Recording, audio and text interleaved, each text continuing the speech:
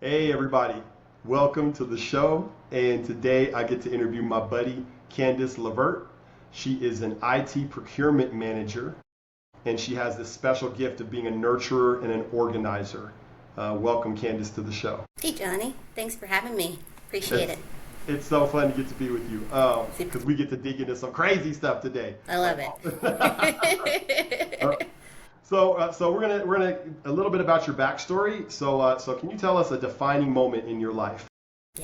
yeah. So, work has been, the whole faith and work world has been something I've been super interested in recent years. But before I got into like the actual discipline of it, that was kind of part of what life was looking like. I just didn't have a whole lot of language for it. So, faith has always been, my Christian faith has been a big part of my life, but then work has also been kind of a main character. And so, getting into that and progressing in my career and even being okay with calling it a career, getting just into the depth of that in recent years has been really good. And so, one defining moment I would say was kind of having an intersection of the faith and work discipline getting in front of me, and I was getting it and understanding it and wanting to go deeper into it, and then the actual work itself kind of gave me an opportunity to lean in. And so in the at the company I'm at now and in the position I'm at now, I was given the opportunity to become a manager for the first time manager at the time.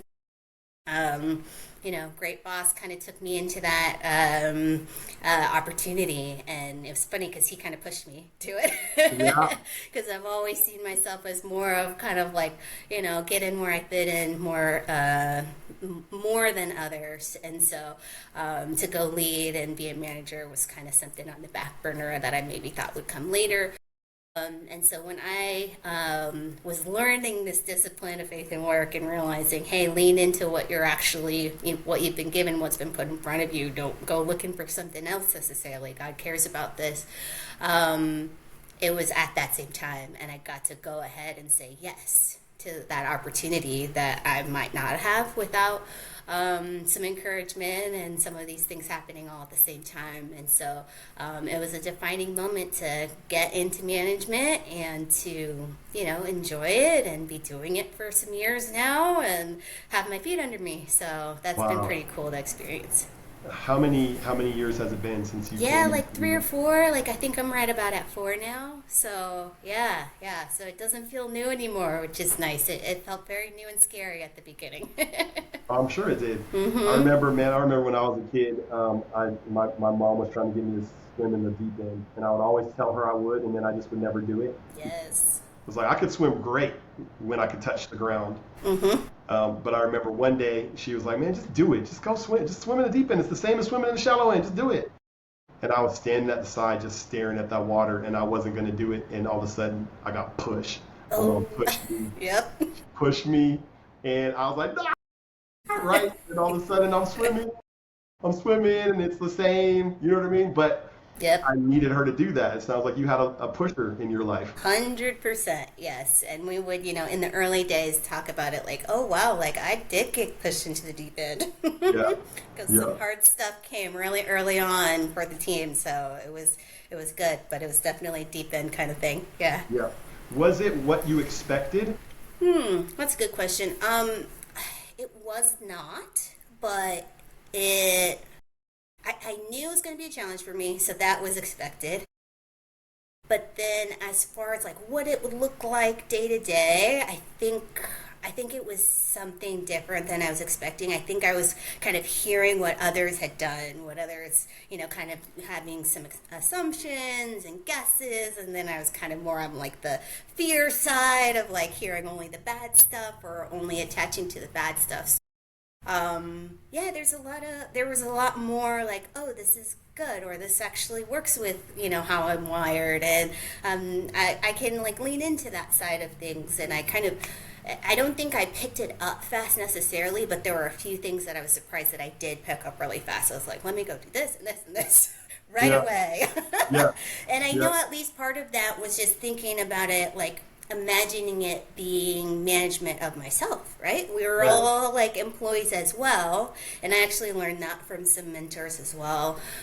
Just like think about how you would want it to be for you. And so Yeah. even trying to correct some of the things that I had seen kind of not quite right or not feel quite right for me in the past, it's like, okay, let's go see if we can at least do the smallest changes to get us in that, move us more towards that direction for the team. So, yeah. What were some of those early wins, those small things that you Tiny found out? stuff, you wouldn't believe it. I mean, like, again, we're talking IT, right? Yeah. So this is not a creative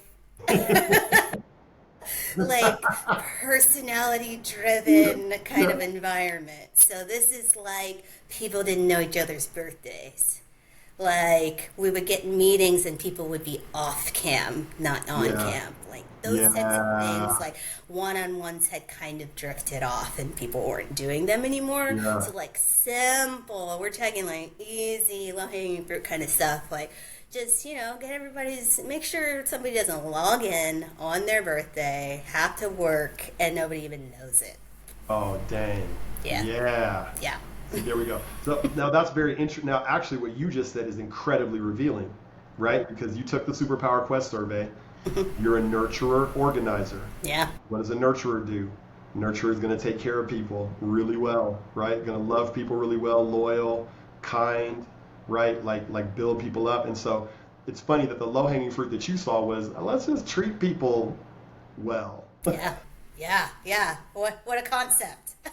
Connect with each other. Let's know Yeah. each other. Let's know each other's birthdays. Yep. Let's see each other. Let's be on camera and see each other's faces Yeah. and Yeah. connect that way. hmm So like that all came instinctually to you. It did. It did. Yeah. And it was clear to me that that would help other things. Like that would help the work. It wouldn't just be on its own and be like, let's have, this thing on the side. But like we would work better together Yeah. instantly if Yeah. we were more connected in that way. And did that happen? It did. Oh yeah. Yeah. Oh yeah. Yeah. I remember asking one coworker because it was a person that wasn't on my team, but it was kind of like a colleague of mine. But they worked a lot with my team, and I said, "Hey, like we're getting birthdays together and trying to make sure we like at least say happy birthday to people." And I said, "You work so much with us, you want to be included on that?" And like he's such a like reserved person, but he was like, "Yes, absolutely." And I was like, I've never seen him get that excited about anything, So it was kind of cool to like, okay, this is going to help. This is going to be good for people, and people have been clearly missing it if they're this excited about having it. So cool. So you were already passionate about faith and work. You were trying to find ways to glorify God in your work, and you even referenced it as a discipline. I thought that was very interesting, the discipline of faith and work. Yeah.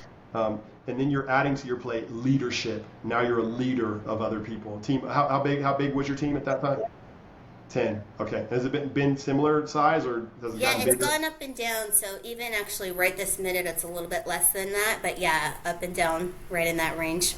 That's not a small amount of people to It's manage. not. All right. So you jump into the deep end. You're pushed in. Yeah, Start moving yeah. around. Well, Right. and fun fact, they're all over the world. So, Yes. so that makes Yeah. it even more of a challenge. Yeah. Now, does that feel the idea that now it's like diverse culture, diverse potentially? I don't know about language. I mean, but I'm assuming there's like heritage, Yeah. different. Does that excite you, or you know what I mean? Like, what does I that hear draw you, or is that like more just a Yeah. complexity? That ends up being more on the complexity side for me. Like I do enjoy it in that, like, all sorts of people, all sorts of backgrounds. It's just a positive thing, and it's cool to experience. But like as far as managing, it's hard. Like leading Yes. leading a new group of people of. Maybe I haven't met them. Maybe I've never been to their country before. Like those types of things that just make it a little bit.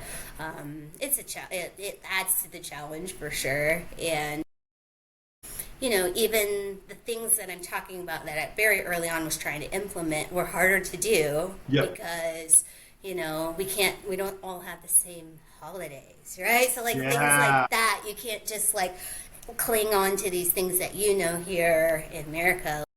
I would have to say something like, oh, maybe at the end of the year we'll all have a celebration, because that's like one of the only common, dates of the year that kind of felt the same for everyone across the team. So, yeah. Yeah. Very cool. Very cool. And it makes sense because you're trying to get people on the same page. People are remote. Like that's, yes. It's tricky already, people being remote. And now you're talking about remote, different cultures, different backgrounds, different time zones. Like now, right? So I guess I would imagine the organizer side of you was required. Yeah, for sure. Yeah, and it's a little bit of like putting the puzzle pieces together and things like that. So yeah, that part did kind of suit me. Like that wasn't too big of an issue, but it's very much like the people part where people are all different and they're all in these different cultures, and if you kind of assume something because they're in a certain culture, that could be a little tricky, right? So yeah. Yep. But you also were gifted and equipped to be able to handle that. Like, I can also tell that. Yeah. Thanks. Yeah, that's cool. So then let's get into superpower a little bit. So so it looks like your core drive was order. Yeah. Right. And so tell us a little bit about how an order person sees the world. A person that. Yeah. Right, it's very different than most. I realized it took me a while to realize that nobody else is seeing the world this way. But you come into a room and you see things to fix. Yeah.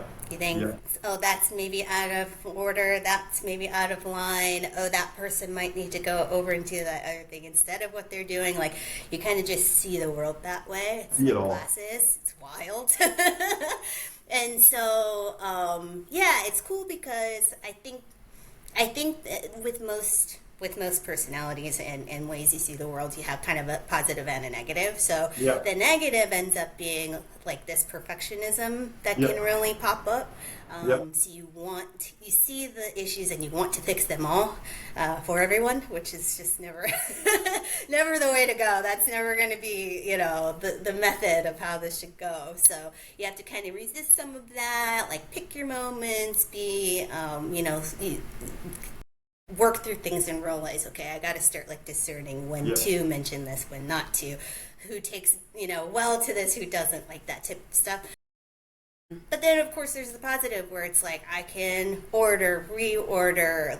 I have a hard time like seeing something from the beginning, but once there's something there, I can like rearrange it or fix it or edit it out. Like, oh, we don't need all of that. So yeah, it's something that is valuable in certain teams and groups and ministries, right? Like you get the visionaries all out front, and I'll let them go do their thing. But then once they're like, "Can we go execute this?" That might be something that I can help with, or decide, maybe this, but not the whole thing, or parts of it, or whatever. So So what is it like when you're creating a plan or a system? Let us into your brain a little bit. Like how does your brain work with those kinds of things? Yeah, it depends, but it's very linear. So like linear, like top to bottom, or like linear side to side, like timeline, like it's pretty literally like that in my head, which I just love it, because anytime I talk to somebody who's on like more of a creative side, like they're just like, wait, what?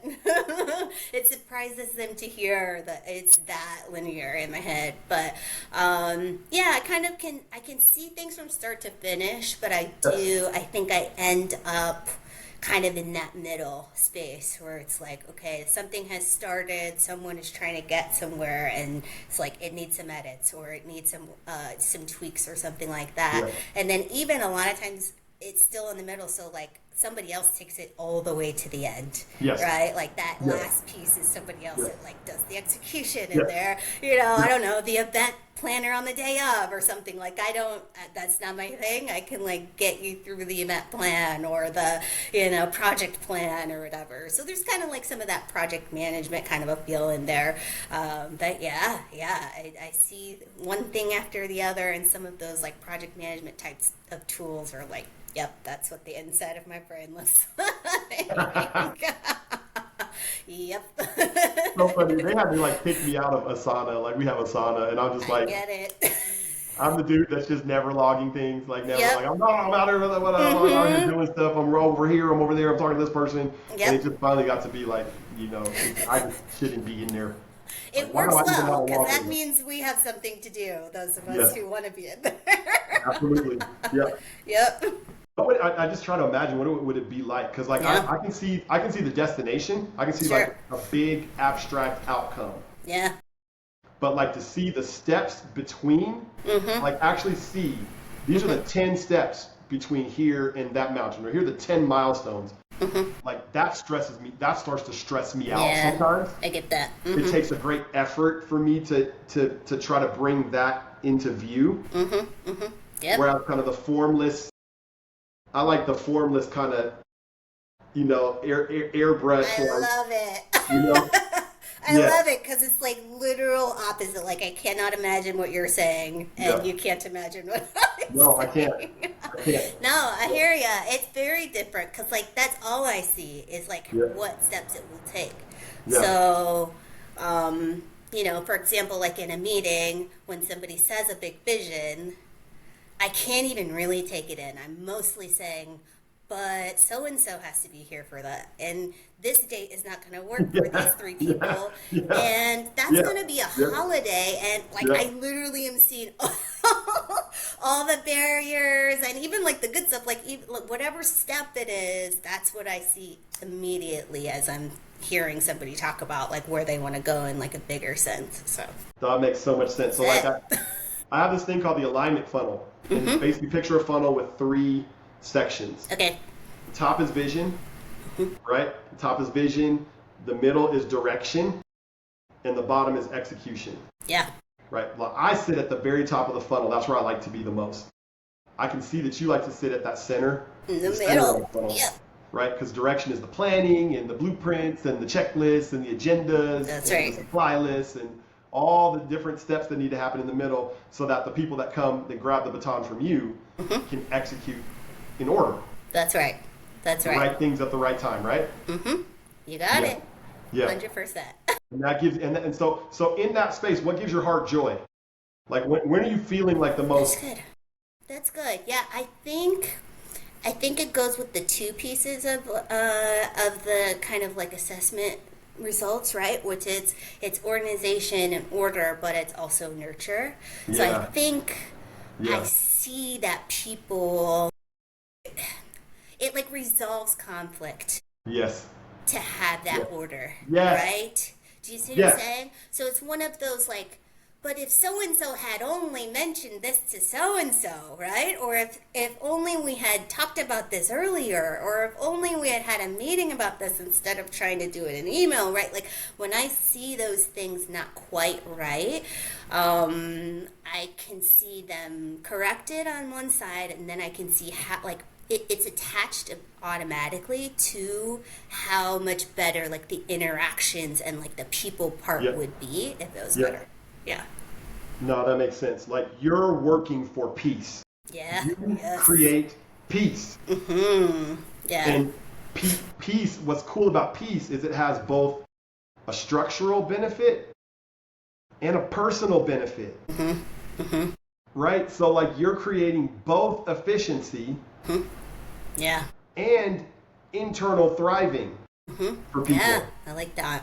Like I'm telling you, like I Yeah. hear it. Like I Yeah. totally hear it, For right? sure. For And sure. how you approach a project. Well, and I'll say too, I come up against a challenge because I think it's right and true that I'm trying to create peace, but sometimes that can lead to a lack of peace for me. Yes. So I can literally see even a situation that happened earlier today at work, like I'm stressed out to the max because I'm trying to sort this thing out for a bunch of people who need it quickly and, done right and all of that stuff. So one of my challenges is like real time right now trying to figure out how to not get so worked up myself and Yeah. lose my own peace, Yeah. trying to get it for others and arrange Yeah. it for others. Yeah. So, Yeah. yeah. Right. Which is you in process with the Lord. Right. That's what that is.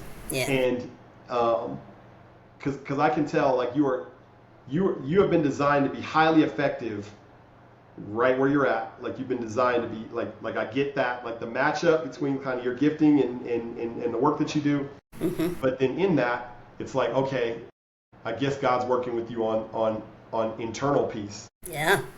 Right? Yes. Like being able to come back to peace yourself. Mm-hmm.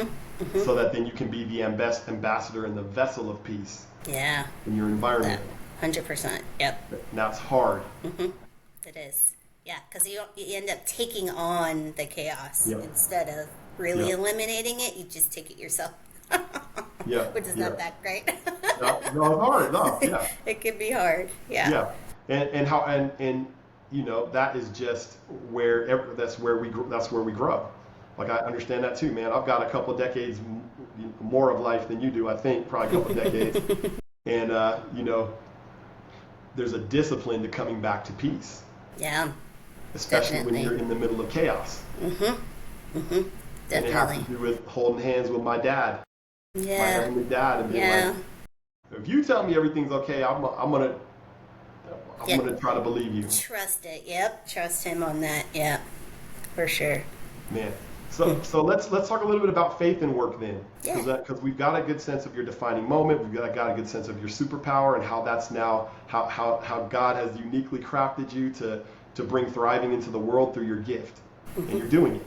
You're doing it. It may not always feel like it, but you're doing it. Yeah. So now, how does that fit into your sense of who you are and what you're put here to do? Yeah. Yeah, it's good. I mean, when we talk faith and work, I think one of the biggest things I didn't know and found in this space was how much God cares about our actual work. Yeah. So, I mean, you share common love of like Jordan Rayner's work and others in that world, and it's something that we knew. I think that the church does a good, in church community and all that stuff, Christian community does a good job of saying that we should work is good, and that, you know, work can have these like results. It can come from, there are many good results that can come from work.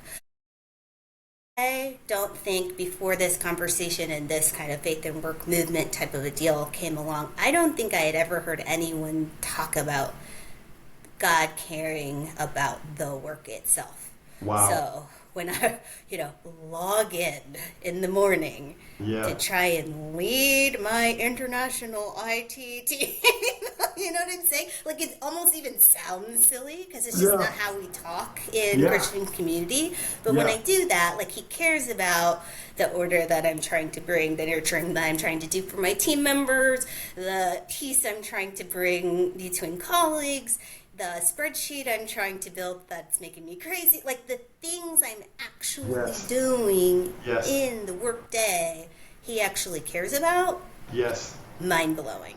Still to this day, I've been like deep diving into this for 5-6 years now, and it still blows my mind because it's just not how we typically talk. And even now, with me getting into it myself, I can still tell most people in the Christian community are still not thinking this way or talking this way. So that's been genuinely freeing. Yeah. Because the other side, like the flip side of that is, if you're just working at a regular desk job kind of thing, that's kind of like not good enough or not godly enough or not ministry, minded enough. And it's tough because it's not even I wouldn't even say that it's a commentary on the people saying these things or, having these things omitted from what they're telling us and discipling us. I think it's genuinely just kind of like a blind spot. So it's good, like ministry is good, missionary work is good. Nobody's saying that we shouldn't be focusing on that, but to the exclusion of everyone else, which I would say, I think just about everywhere is the vast majority of a congregation or a community, right? Like a select few will be doing missionary and missions work and ministry work, but the rest of us are going to our day jobs. Yeah. And so if I can't go from Sunday together to Monday morning, which, let's be honest, I'm already thinking about Monday morning while I'm still together with my church family on Sunday because it's so close and coming. If I can't, confidently go, with the Lord and in the Lord's favor, like all those types of things, like this being not only just okay if you have to, but like good. It was tough before finding these principles, and it has freed me up to go from Sunday to Monday much more smoothly. Right. Because the barrier between the sacred and the secular, yes, you've been able to, you're eliminating that. You're seeking to eliminate that. Mm-hmm. Man, that reminds me of Peggy. Her last name is B-O-D-E. Yes, Peggy. How do you use, is that Bode or? I don't know if it's Bodie. It might be Bodie, but yeah, she's a buddy of mine. So yes, awesome. I've gotten to talk to her as well. Yeah. She is awesome. I got to talk to her, man. I got to talk to her for like an hour the other day. Okay. And her book, Sacred Work. Yes. Right? Yes. Like just the idea of work being sacred and in itself, having a glory in itself. Yes. Yep. Right? Like, man, there's something there, man. There's something beautiful. How has that idea changed the way that you approach work? Yeah. It has given me, like, permission, I guess. My own personal permission, and I guess permission from the Lord in some type of way to lean into a career, because I think there was some kind of hesitation of knowing that ministry and missions were propped up. And again, no reason for them not to be. It's just when it gets excluded from the other things that can be tough. So I almost didn't even want to call it a career. I kind of wanted to give it someday maybe I'll go do the missions thing, right? It always felt like an open-ended. I needed to keep it open-ended towards more of a ministry-minded kind of a thing. And so knowing that, sure, that could come, right? That could, keeping that open also of the Lord can do whatever he says, and we can be going a totally different route someday, but right now this is just so clearly where he's put me, and I love it. That's okay and good. So that's been a big deal for me. What you're speaking to, I think, is that little bit of tension that a lot of people carry and that I carried.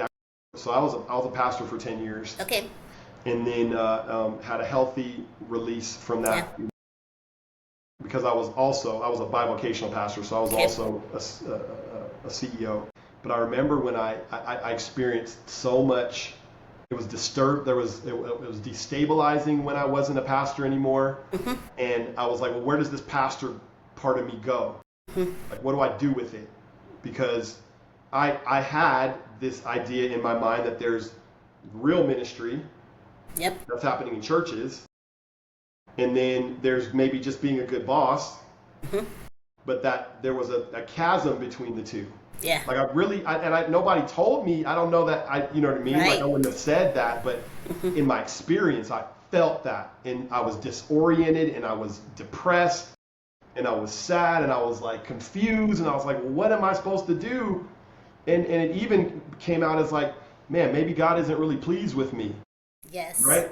100%. God's pleased with preaching Johnny, and God's pleased with ministering Johnny, but God's not as pleased with CEO Johnny doing daily, whatever I do daily for my day job. Yeah. And it was a real process over 3 years for that chasm to be, at this point, it's gone. The Lord has helped me through mentors and through some books and just through internal work to be oh, I'm 100% still a pastor. Yeah, totally. I'm as pastor as I ever was a pastor. Love it. Right? They just call it CEO here. You know what I'm saying? Yeah, for sure. And that's available to us. It's available. I know that. I think you know that. Yes. Yeah. We know that now. We have had to get there and learn that. Yeah, 100%. Yeah, I love that. So I think we are speaking to that person that has that feeling of yeah, you know, this is fine, but it's not the real work. Yes. It's not the real work of ministry, right? So maybe it's just to tide me over until someday I can go and do the real work of ministry, Yes. right? And like, I don't know, my prayer would be that that tension gets addressed by conversations like this. Yeah. Yeah. Yeah, I feel like I've been trying to like pass it on, even just one to one, as much as I can, because you can hear people when that's the thing they're stuck in, where it's like, okay, I don't think this matters as much, or maybe I should consider a different type of job that's back with the church, or that type of thing. So yeah, it's a big deal. Yeah, right, it's good. like I hear what you're saying. Like you could glorify God in a spreadsheet, right? That's wild. Isn't it wild, right? That's right? crazy. Yeah, but absolutely. Yeah, it should be talked about that way more often, and yeah, we're trying to spread it around. Jordan Rayner and Kaylee Cox, they talk about it like it's not the JV team. Like there a we regular go. job. There we is go. not JV. It's not. There we go. And so we could get away from talking about it like that. It would, I think, it would free up a lot of us, because again, we're the vast majority. It's not that most people are doing the other thing. Most people are going to their day job every Monday. And it's transformative too, because I think like I say this a lot. Like I believe this with all of my heart, that the gift we have to give to the world is transformation. And what I mean by that is, the word says, taste and see that the Lord is good. How am I going to tell you about the apple if I haven't eaten the apple? True. Right? Yeah. Like, and that's whether I'm a pastor, that's whether I'm a CEO, that's whether I'm a cash register person.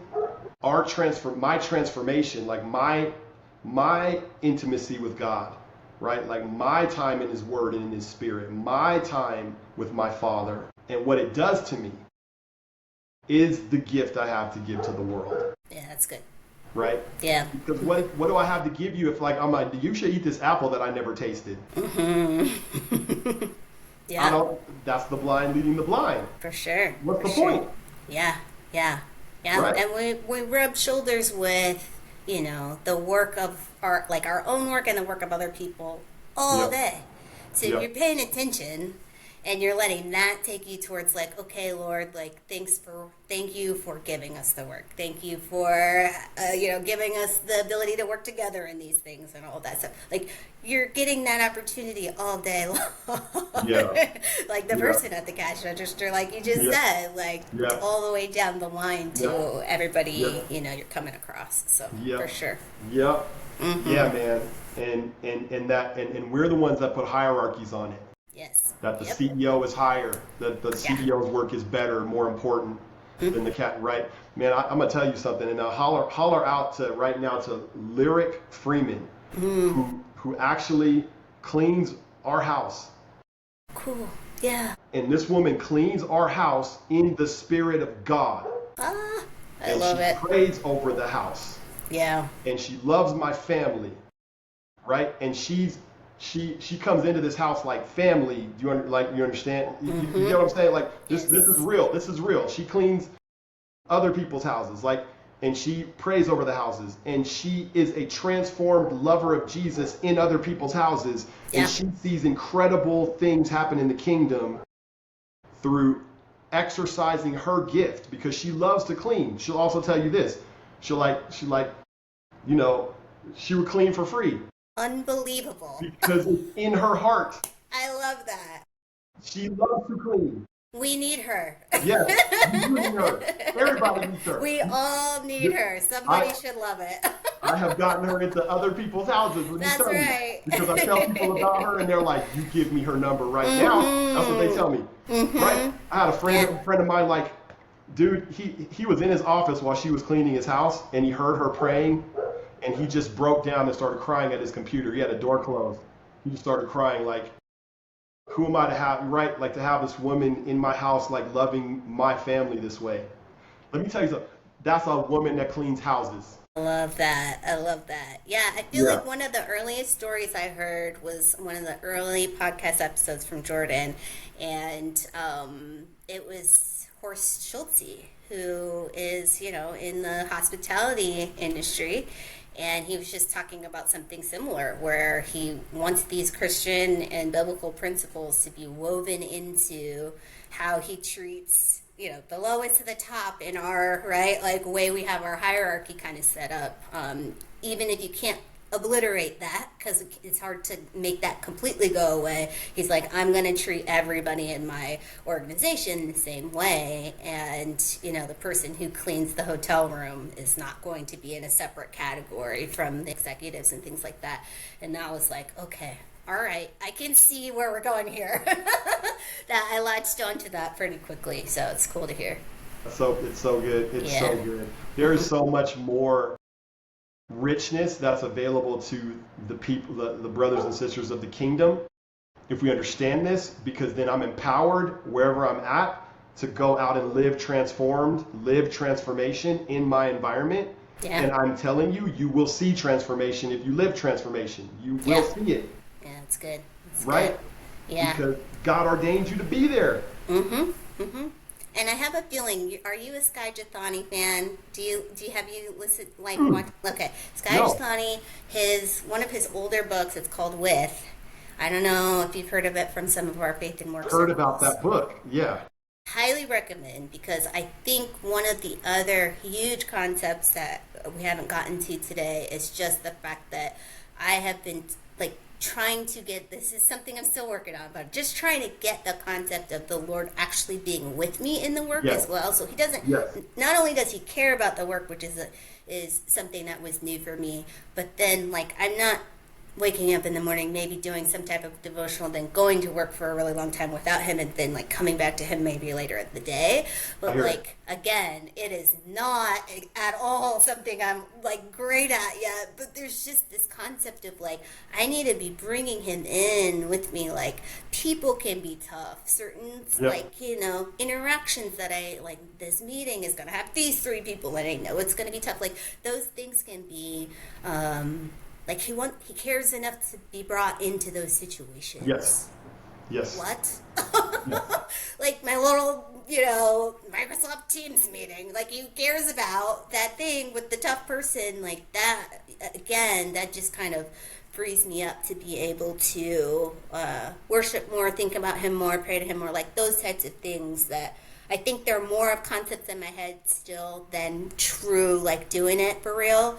But getting those concepts and hearing them for the first time over, recent years has been really, really helpful for me. So that book was so good.